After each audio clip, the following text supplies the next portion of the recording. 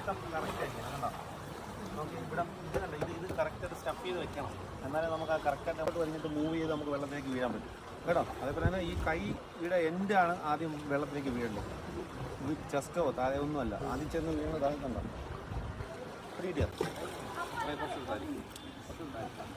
ഈ തുമ്പ് തന്നെ വെള്ളത്തിൽ വീഴണം.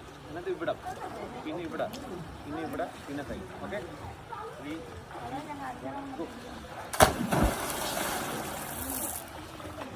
3, 2, 1, go.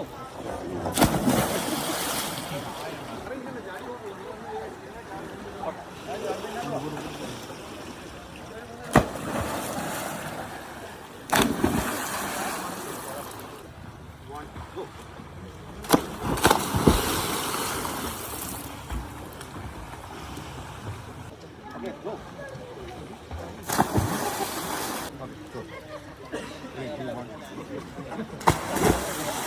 Go. Order. 3, 2, 1, go. Here appuram go.